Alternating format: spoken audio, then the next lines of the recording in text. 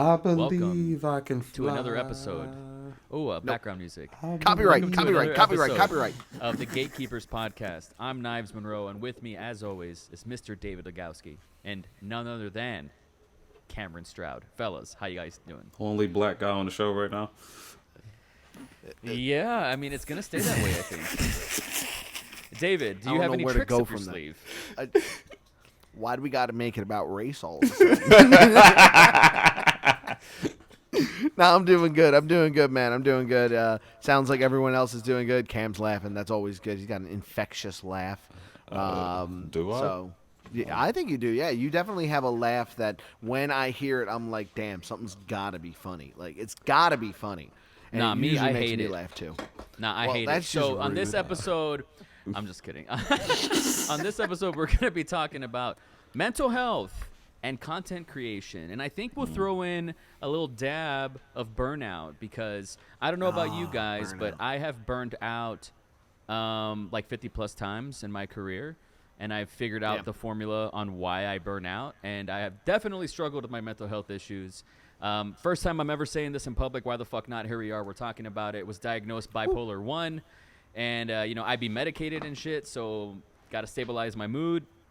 And that definitely helps. But the content creation schedule, if you will, is definitely plays tricks on me. So that's what we're going to talk about today.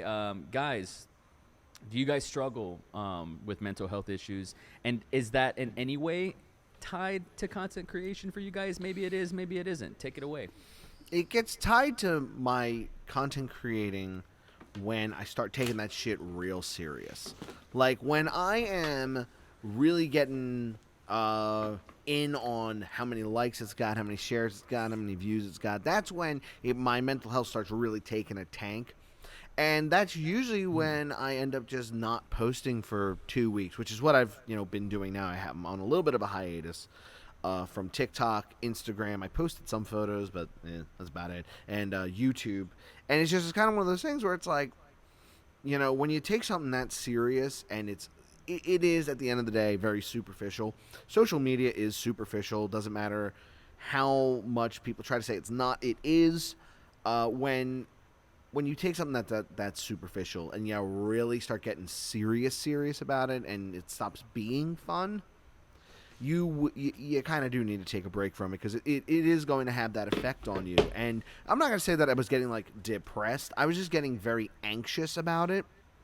And that in and of itself can usually, lead to depression, or it can lead to a variety of other things. And, just got to step back from it because, it's superficial nonsense most of the time. I guess it's my turn.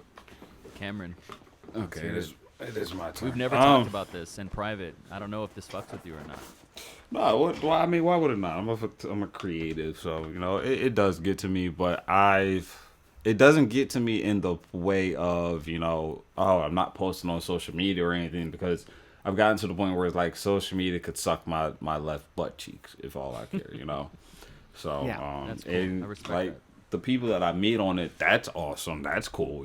If I get to chat with them, fuck yeah, let's do that. But it's like, as far as the idea of me constantly needing to post on social media, can suck my left. Actually, that one can suck my right butt cheek. Social media in general can suck my left butt cheek. So. And since I've just been doing it just because it's fun for me and I want to enjoy it and I want to put my creative side out of there, it just lightens the load. My mental health takes a shot in the dark when I'm not creating, and that's just like it's not like I'm creating for anybody else. It's just I'm not creating anything. Like when I was living in Vermont, I didn't have the will to create because I didn't feel like I was in the environment that I needed to create. And, and since I've been back in Philly, I have that environment, and it's been a lot healthier for me. I've been better. I've been happier. I'm actually liking life, depending on the day. That's good. Philly has that effect. So, yeah, because now there's good food here, too. So, Oh, yeah. Yeah, so I was like, do I have my mental health spans? Yeah. I used to take it out on my video games until somebody stole my PlayStation. So now I'm just stuck in my mind, and that's not fun. But consistent. I think Got my the mind on my way money and my money on my mind, man. you know, but I think one thing that really helps me, like if I am getting into those little spats where like I'm feeling down and it's affecting my creativity, is to stay consistent and going out into the world and just trying to create. Because you know there was been a time where like I didn't feel like creating, I didn't feel like going out shooting. I just wanted to stay home in my pajamas. But I went out one day and I just started shooting. First I was like, I'm not feeling it. Every time I clicked that shutter, that one was cool. That one was cool. Yo, that one was dope. Yo, that one was dope. And eventually that fire just erupted and then I was out for 5 hours. Beautiful, man. You know, if you peel the onion layers, Shrek style, back, where it gets tricky for me personally is for some reason, first of all, I'm highly sensitive, and I take everything personally. Everything. Like, if my son had a bad day at school, I feel like I fucked up. I feel like it's my fault, you know, even though it has nothing to do with me. So I've had to retrain my brain, and I think that there's some survival instincts there that got picked up along the way, but I've had to retrain my brain and not to take my self-esteem with my art. You know, like I don't care about the vanity metrics, but I do like an attaboy. I do like a pat on the back. I do like a good job. Even if wherever that comes from, it has to come from somewhere, because that's why I make stuff. You know, I make stuff to get the hug from dad, you know, so to speak. I've never had a hug from dad, but you know, that whatever that equivalent is. And one word that David said, he talked about being anxious, you know, because of social media. You do know David is like the embodiment of anxiety, right? You know, it's funny you say that, because I made a TikTok recently about anxiety, and I think one of the ways to avoid burnout is to be present. I think one of the ways to cure anxiety is to try to be present, because I think anxiety comes from some sort of relationship to the past that you can't let go of, and relationship to the future that maybe you're too excited for, or you're ignoring, but you're not in the moment. When you're not in the moment, anxiety starts playing tricks on you. You know what else like really helps you be out of the moment? This little fucking thing right here. And because everybody's like, yeah, we gotta take this photo, we gotta take this video. Where me is like, now depending on what it is, I'm like, fuck that thing. I'm here right now. That's beautiful. More of that. I think there's something very healing when it comes to that, putting the fucking phone down and being in the moment, for sure. I agree with that. I do. I'm going to expand on that. Let's say you're someone who really wants to, you know, get their grind on. Number one, please don't do that. That's dumb. Please don't do that. You're smarter than that. But also, number two, if that is the case, you want to keep pumping out, you know, videos or pumping out photos, and you don't want to feel this burnout, the big thing I would say is make the stuff you want to make then. Don't rely on your audience. Don't focus on what your audience likes. Don't focus on what the algorithm likes. Make the stuff you want to make and put it wherever you want. Be proud of it. You made it for you. And that's kind of like, you know, I see a lot of TikTok influencers, Instagram influencers. They, you know, they're photographers, but they say that a lot. Like, I make stuff for me, and I'm like, no, you made that for Adidas, please stop. It says sponsored by now at the top. But the true crux of it is, like, truly, if you make stuff for yourself and you explore your voice, that frustration of feeling burnt out, you know, as Knives and Kamerin saying, being present, when you develop your voice enough. He doesn't know. He doesn't know. His head is cut off. We're still driving. We look in the back. Oh, there's a dead body in the back, and he's back. David Lugowski, here he is. That's fucking hilarious. Gone. Oh man, that's so funny. Anyway, the thing that I'm getting at here, the real thing that I am getting at here, is that when you create for yourself and you develop your voice, it helps you be artistically and creatively present. Don't do it for the likes. Don't do it for the shares. Don't do it for your fucking audience. Like, that's one of the things that I think, you know, I lost my way a bit, and I really need to get back to, and I can't wait until people realize that. I'm going to lose my 10K so fast. But I have never really Not until about 2 or 3 months ago when I hit 10K. Never really cared about what my audience thought about what I did. I did the things that I wanted to do because I thought it would be fun. Like 100%, I like truly do agree with you on that. Because like I think what my last TikTok that I put up, I fucked up with the mic filter and whatnot. Yeah. Thing kept popping, but like what got me going is that Knives, the guy here, decided to say, yeah, but I wouldn't want to travel with it. And like, so what happened? I made the video, put the video up. I left the house, went and saw Sonic 2, came back, checked the video, and I saw that comment from Knives. I'm like, I have to prove him wrong. I have to prove him wrong. Don't think that I didn't think that was an alley-oop. Come on. Come on. Like, I know better than that. I'm grateful for it because I had fun making that response video. Because literally, like, I have to prove this wrong. Because there's no way I'm just gonna let this sit here on my comments and not see anything about this. So I made a whole nother goddamn video, literally later that night, put it up the same time, just so that way I could respond to him. Was there anything toxic about that, or did you find that like rewarding in some way? No, it's not like when I do videos like that, it's never toxic or anything like that. It's pure bliss, it's pure enjoyment, and because I relish the competition. Never want to participate. I wouldn't want to fan the flames of being a rock in your shoe in a bad way. No, but I did try to tee you up to kind of squash that. No, because I'm a competitive person, so if you also, say dude, one... Okay, for people, they need to go to your TikTok and look at this video because it's one of those Ronin, like the big square things. And for me, like, when I see videographers use that, I think they look ridiculous. Like, it just looks They do. It looks they stupid. just look ridiculous. It doesn't, but it's so practical and usable, and the footage speaks for itself. Like, I'm not an idiot. I know I'm all about results. Don't get me wrong. Yeah. But I would never do it, nor would I travel with it, because I don't want to look like a goof. And this goes back to caring about what other people think. Like, I don't that's know. Not a good thing. I don't know how much it costs, but Tilta, which I'm assuming is what made your whatever it's called, Cam, right? Tilta, right? Was it Tilta or was it DJI? I'm going back to the fact that you both just said I look ridiculous with the goddamn thing.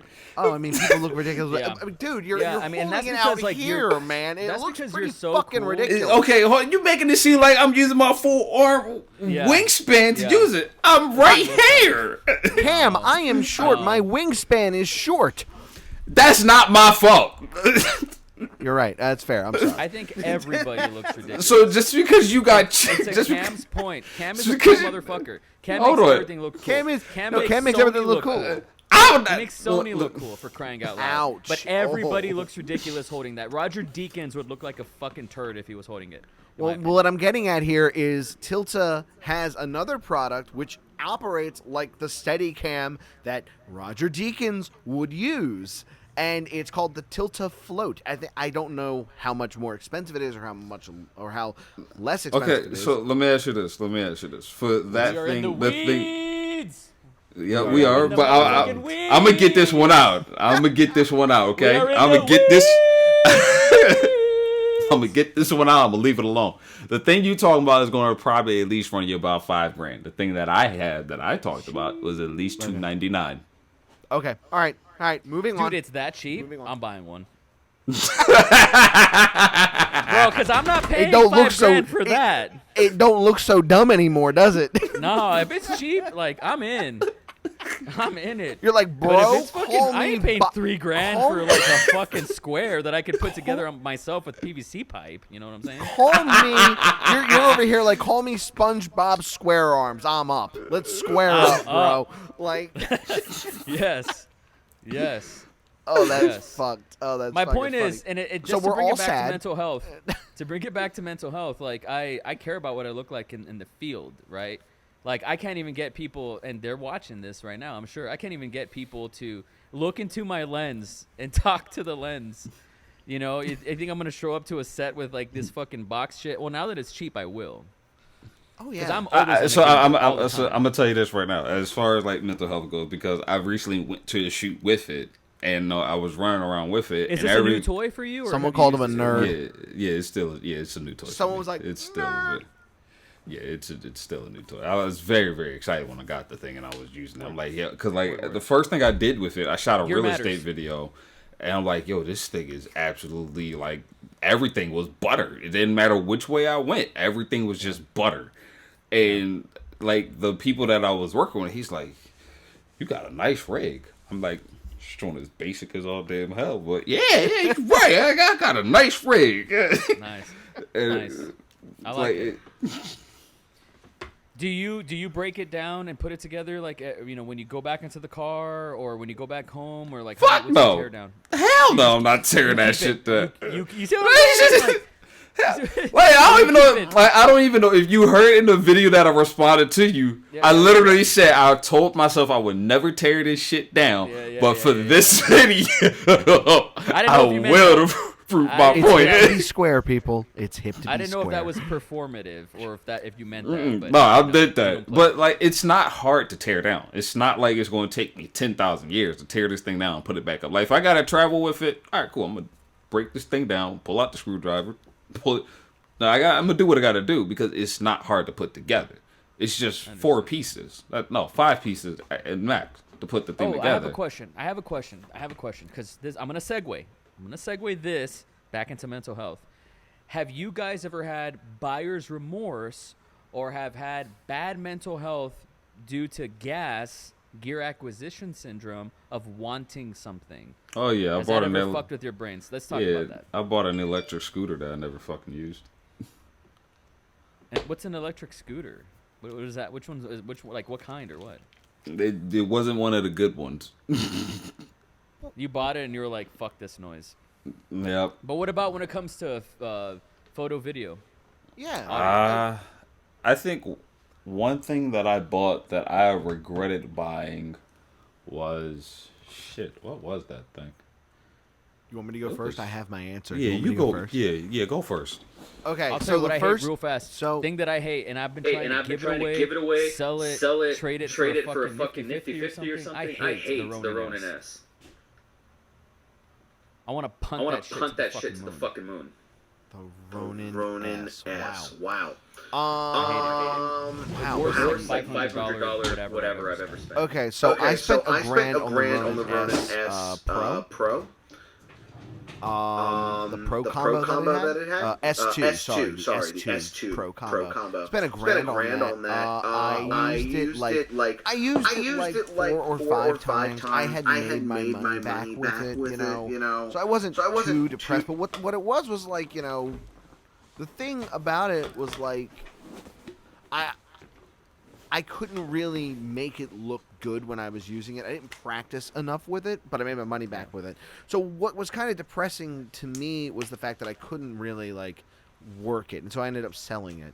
But the thing that I bought that fucking I regretted buying the second I got it, and the second I unboxed it and got it all together was my drone. I bought a Mavic Air 2.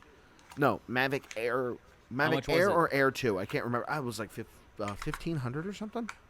That's the Mavic 2. Oh, the Mavic 2. Yeah, I bought it and I was like, I'm gonna use this for real estate stuff, and then I used it once, and that was it. And I made about I think I made 1% of how much I paid on it. No, that's fantastic. Regrets. Oh yeah, I have no doubt in my mind that the bagel is great. Cost. Yeah, I have no doubt in my mind that the bagel is great, but like at the same time, you know, it's the size of a bagel. I'm not gonna fucking. That's what it is. It's the size of a bagel. Like, yeah, it is. Yeah. But that was like really for me. I was like, fuck. So what did you do? Did you sell it or what did you do? I sold it immediately. I sold it immediately. You felt a way about it. Did you feel like a sense of FOMO or something like I need a drone? I got to be the drone guy. Yeah, yeah, I did. I did feel that sense of fear, that FOMO. That was definitely big because a bunch of people I was watching on YouTube at the time were getting drones and shooting all this amazing stuff. I skipped all that. I fell for it. I did. I fell for it. I always knew I would never be a Sam Colder like that. I don't care. You know what I mean? Oh yeah. That was but never gonna happen. To answer your, I think, more interesting question, what is gear that made me depressed, like reaching for? You know, And I think for Yes. the longest time, it was like a red camera. You know, Wow. like what the hell's that? Sorry. Cam's okay. got Transformers on in the background. Go on. That's go on. what it was. It was Transformers. I knew. Okay, cool. But no, like it was any kind of red camera. I've always wanted to own a cinema camera, and one day I hope to. One day that is a goal of mine, to own my own cinema camera, so that I can shoot whatever the fuck I want when I want to. But also it was that there's so much pressure you put on yourself when you look at a red camera. You're like, that is $5,000, and I'm just starting out. Like, I don't know if I'm ever gonna get to that $5,000 mark. It's way you know? more expensive than that. Oh, it is. Oh, beautiful, great. I'm thinking of the C70. I think then. I mean, it's like well, for like the cheapest one, it's like 10. Yep, they lost me.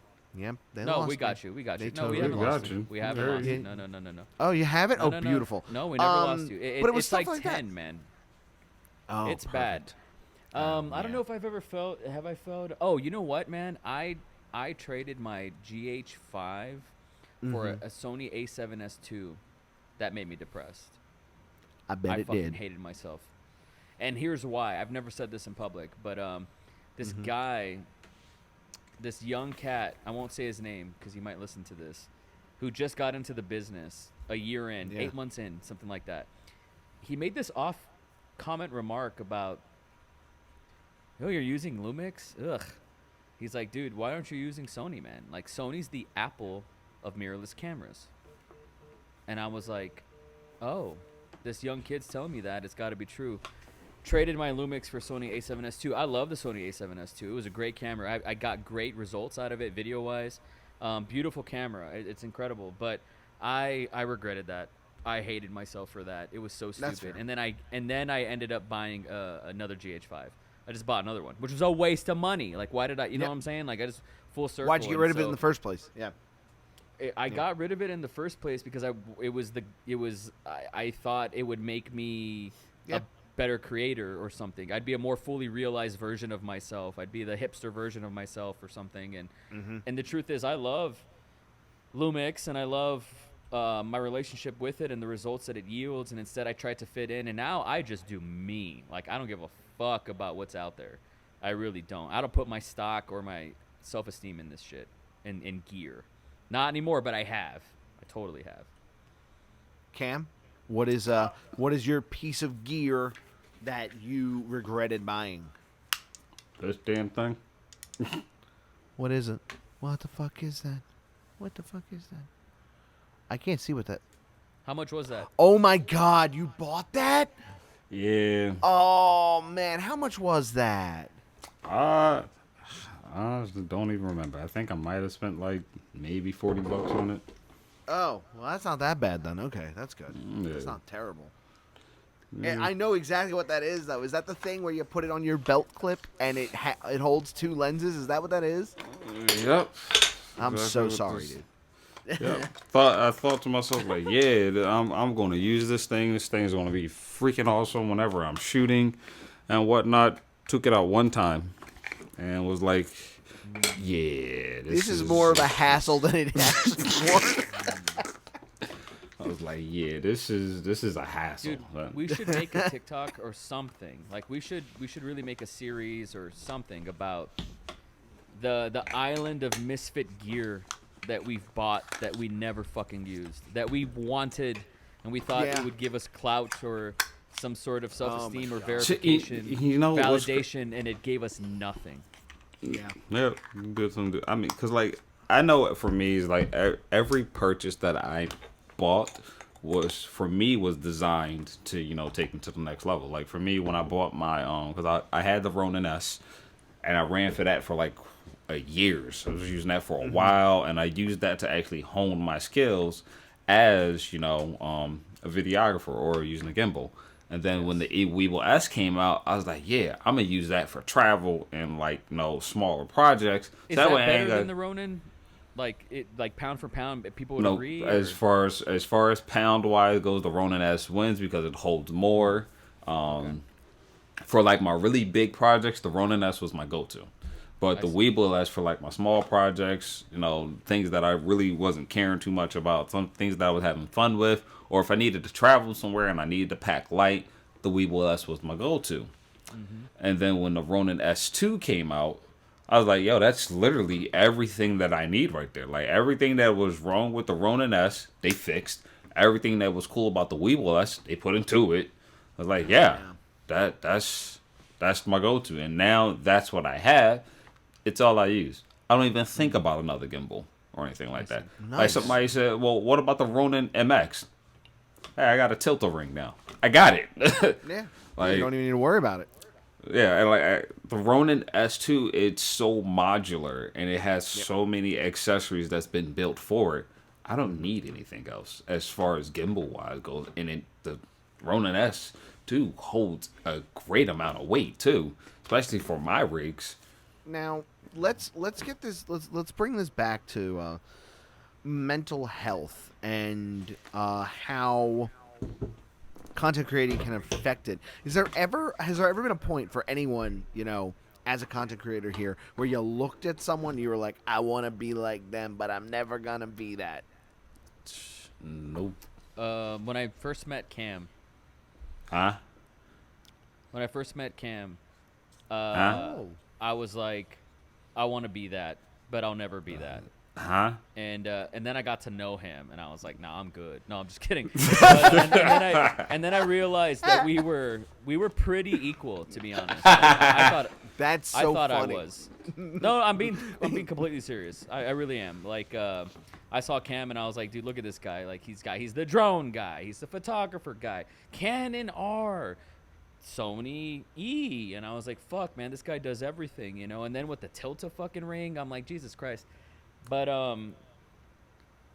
you know, I think what it really taught me is we're all in this together. I know it's super corny, but seriously, I'm like, dude, we are all in this together. We should compare ourselves to basic milquetoast motherfuckers who don't have badass hobbies, and we're way cooler than them. Yeah.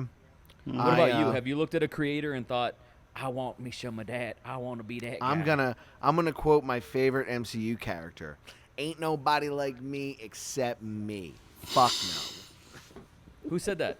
Rocket Raccoon, baby. Oh, I okay. love him. I love Rocket Raccoon.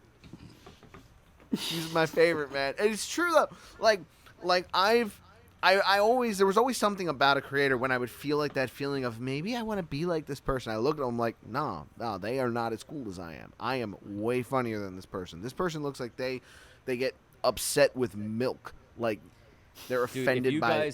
If you guys did not know me and we were like all at a convention and you saw me, you guys, I know for a fact, would think I'm the corniest motherfucker. No, I know not that at all. for a fact. No, I really believe that because, dude, I show up. I know it's Austin and it's kind of okay to do this, but I show up all the time with a fanny pack, and it's like old timer, like corny ass, like who the fuck is this nerd? Knives But on I beat. got- Don't I'm say telling that you, anymore. Don't ever say Knives. Bro, that again. anytime people are like, anybody have a switchblade? Anybody have measuring tape? Anybody have a fucking Phillips screwdriver? Ding, ding, ding, coming out of. I'm here. You go. Flashlight. I'm like, dude, I'm that guy. Wait, Because do you never wear know when it? you're Do gonna you need- wear it as a fanny pack? Because I know some Of people wear course. it like across the chest. I ain't gonna wear it across the chest. What am I, fucking Rambo? Come on, bro. What am I, Arnold Schwarzenegger from 1992? I can't pull that off. Yeah, I wear it as a fanny pack, and bro, like I don't go anywhere without it. But guess what? I got the skills to pay the bills, yo. It don't fucking matter. I'm gonna say this. Like I love it, but honestly, had I met you in person, I would have looked right past it. I would have, and honestly, this shit just happened earlier to do. This shit would have just. I'd He flame would have, you. but like if flamed you. I David. I know me, like when it comes to photographers or videographers, and I'm meeting them for the first time, I look past all the quirks. I'll deal with the quirks later. It's like you're a photographer and videographer, you're gonna be my new friend. I don't care what the fuck you think, but and that's just how it is. So Now, you see, Bro, for me, I look at it like we're all like military folk, right? Like who's the guy? Like what's your everyday carry, right? You always hear that, right? EDC, I'm not, yeah, he yeah, who yeah. shall not be named, right? We've all asked that question, whatever. But to me, it's like I want to have grenades on me I want to have smoke grenades on me. I want to have shaft grenades on me. I want to have a knife on me. I want to have 12 different knives on me, no pun intended. I want to be able to have a sawed-off shotgun on me. Like, dude, for any given occasion. Like, I need to be prepared. I want to have a fucking... You talk about That's modular. fine. Like, That's fine. That is that. fine. You can have all of that as long as you understand you are North America's second marsupial. As long as you understand that, we're good. You can have the fanny pack. I don't Jack. care, dude. I so don't care, man. Here's the thing. Here's the thing. That's how I operate. Like, I know. As an army of one, you got to be a Swiss Army man. I get it. I get it. And I understand that, and I'm not at all judging you on that. I'm not judging you at all. I'm just fucking around here. But like, I know Cam's like, I'll look past the quirks and all that. I'm not. I'm going to steer into those quirks, because if you cannot handle the fact that I know about them and I expose them and I joke about them, I can't be friends, man. I can't do it. For me, David, like, I know that shit is going to come later, because like, no, even when I first met, the first time I met David in person, the first thing I noticed about the man is like, actually, no, I didn't even notice it the first time. It's like, oh, all right, he's finally here. Hey, what's up? Boom, boom, boom. We chatted up. Then we started walking around, and that's when I noticed. I'm like, I gotta keep looking down. Like, yeah. Well, Cam, how tall are you? He's like 6'1", 6'2". No, 5'12", 6. 5'12", 6, but 5'12" is 6. So for guys, you're like 5'11", but for women, you're 6 feet. I got it. Yeah, I got it. Yeah, that's definitely true. Yeah, that's definitely true. It was so funny too, because when I first met him, immediately the first thing I was like, I gotta look up at this motherfucker. God damn. Hey, yo, Sequoia, how you doing? Can you drop a pine cone? Like, the fuck?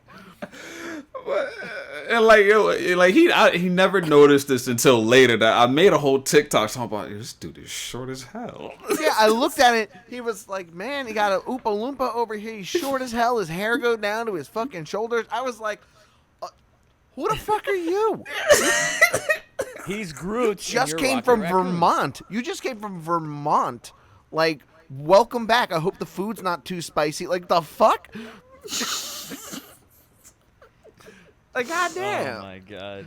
If anyone listening wants to be my friend, understand this happens with all of my friends. This is not because it's Knives and Cam. I got friends. They'll run. Oh my God, I haven't seen you in like 7 years. I'm like, oh my God, your eyes are still far apart. What happened? No, that like dead ass. Like, yeah, like I have a friend of mine that like every time I'm seeing him, I'm like, God, man, you've gotten fat. Sir, did you eat Godzilla, or did Godzilla feed you to King Kong? What happened, man? It's like, and it's funny because I got one friend who was like my size who's gotten fat, then I have another friend who was big as hell who's slimmed up. So I'm like, so did you lose weight and he picked it up? What happened here? Did you make like a mama bird and puke in his mouth? That's disgusting, but I respect it.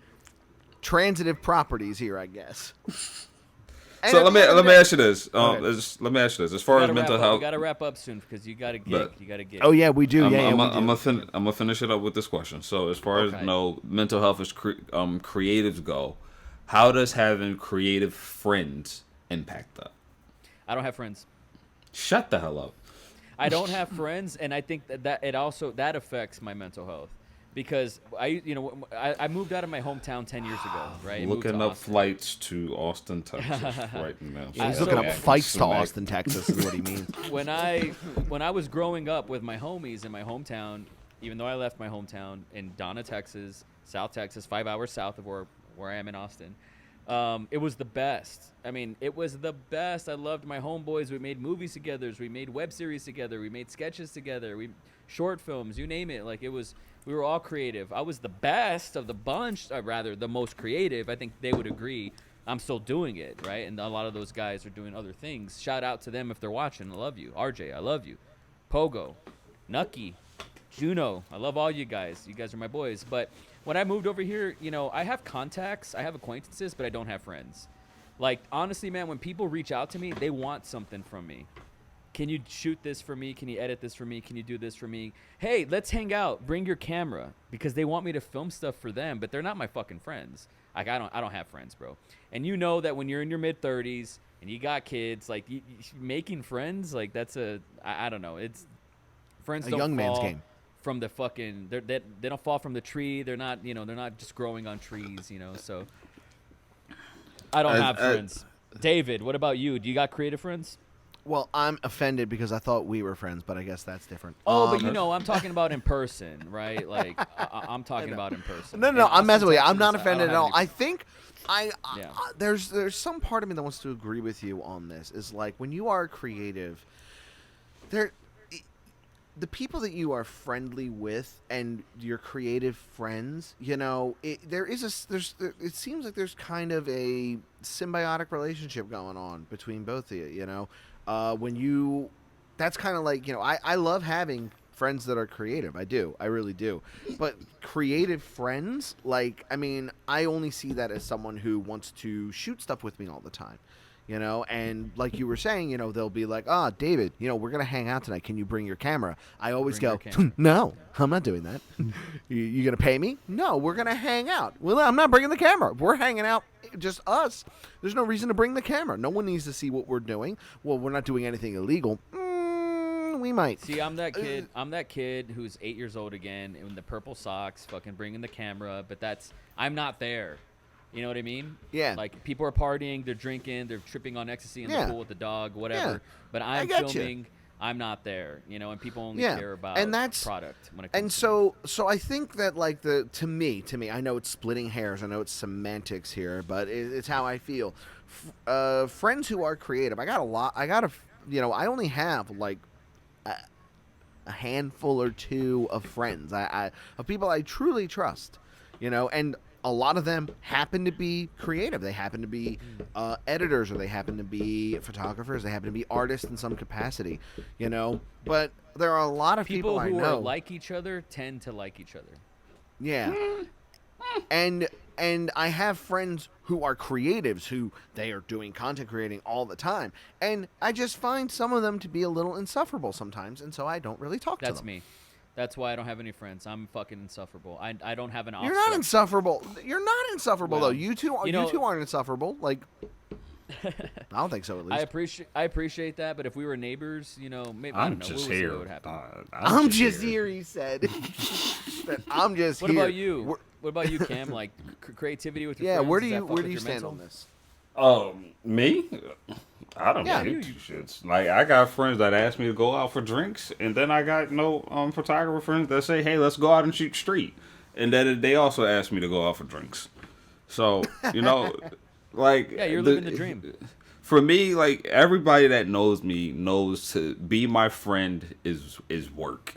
They also know that if I let you get to that point, you're a special person, because somebody literally said this straight to me, and then this was back. That's the quote right there. This was back when I was in high school. Okay, it was back when I was in high school, and I didn't know nothing about me. I just knew this is how I was. She literally sat me down. We were talking. She's like, "Kamerin, you're a good guy. You're a great person, but you don't like people and whatnot, and whoever you let into your circle has to be real special and whatnot for them, because you can't stand people.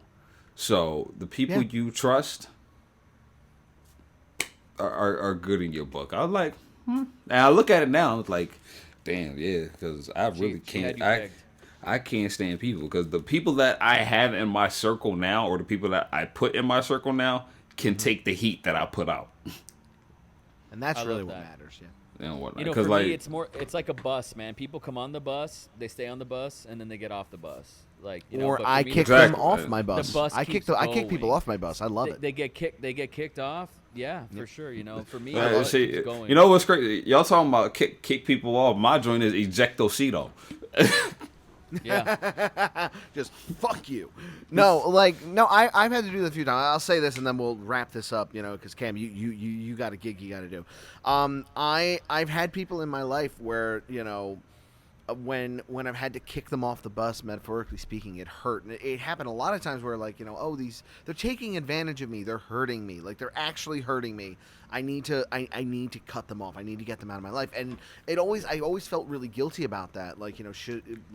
I always had good times with this person. Why would they do this to me? And really, honestly, the thing that makes me enjoy it now is the fact, hey, is more me time when they're gone.